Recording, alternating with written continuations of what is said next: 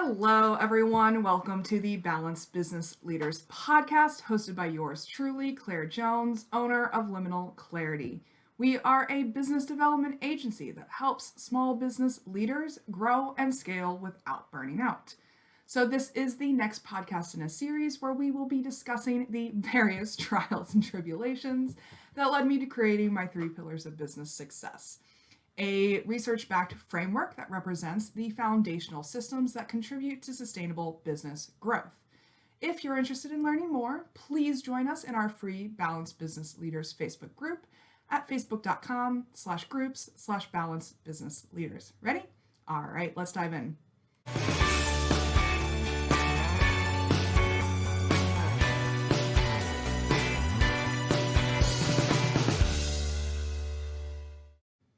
So I started this podcast as a way to tell my story, particularly when it comes to the many, many different lessons I've learned over the years when it comes to founding, developing, growing, and scaling small businesses.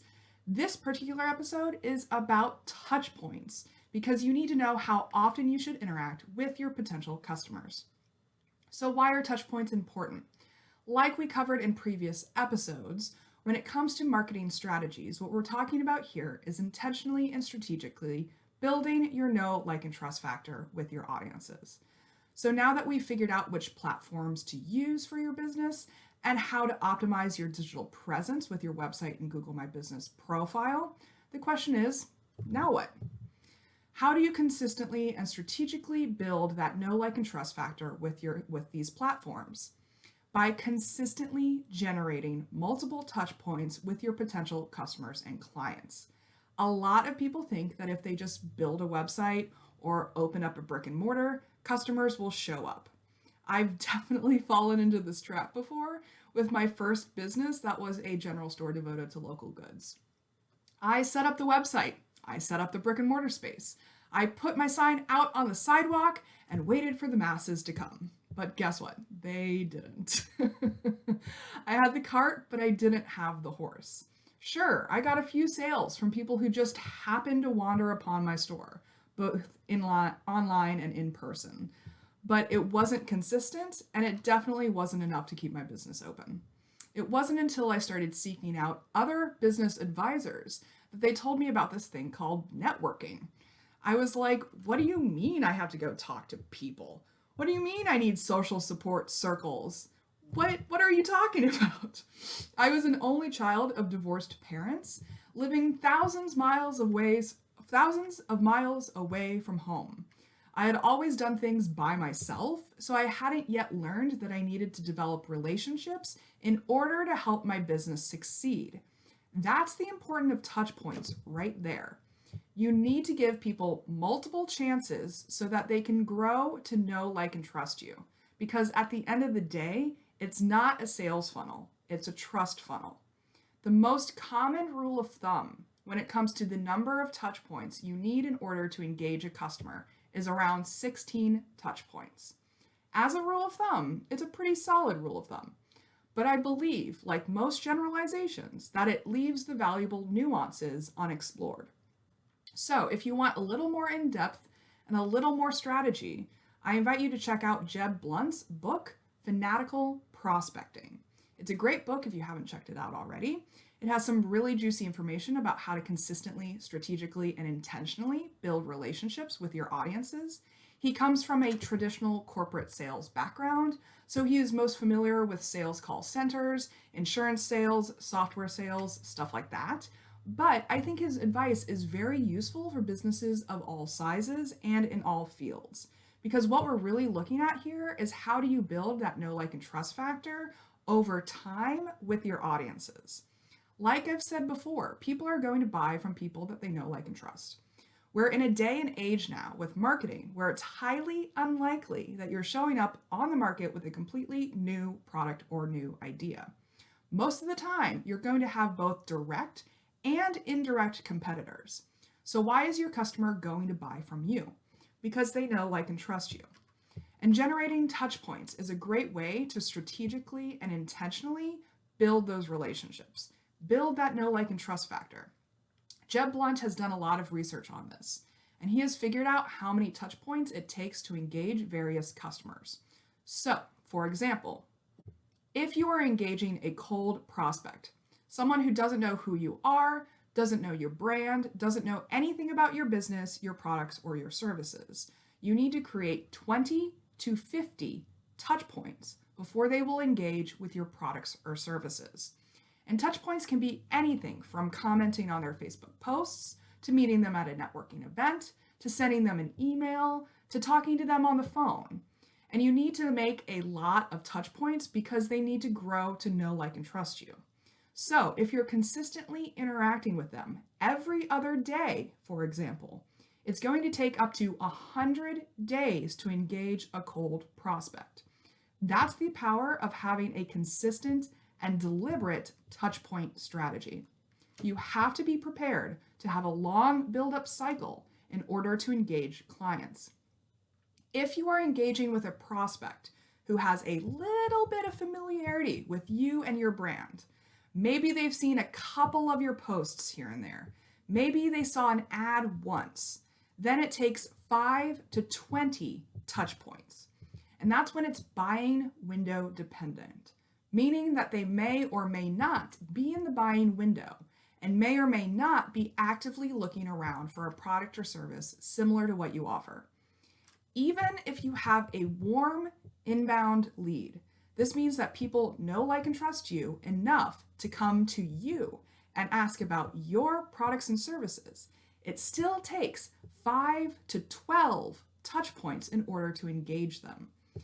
This means that they are actively seeking out you and your products and services. They are interested in your offerings enough to come and ask you about them, but it still takes 5 to 12 touch points in order to engage them. Narrowing down even further, it takes 3 to 10 touches to engage a prospect who has a high degree of familiarity with you and your brand, but is not in the buying window. That's the power of branding. This means that the prospective customer has already grown to know, like, and trust you. They have a high degree of familiarity with you and your brand, but they're just not buying right now. Even if they are not interested in buying from you at the moment, it still takes less touch points to engage them on average than it would take to engage a warm inbound lead, someone who is actively asking about you and your products and services, who is presumably already in the buying window, but is not as highly familiar with you. That's the wild thing about marketing. People will go to great lengths to support and buy from the people that they know, like, and trust. We're all human. We're evolutionarily wired for social connection, and our brains just prefer the people that we already know, like, and trust.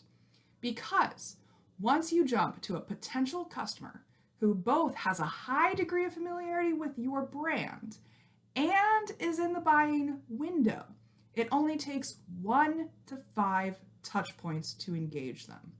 This means that they may already be looking for options. They've already done a few searches online. They've already gone to a few stores. They've already talked to a few people. They are looking for what kinds of options are out there, and they are actively looking to buy a solution to their problem. Plus, they are also highly familiar with your brand already.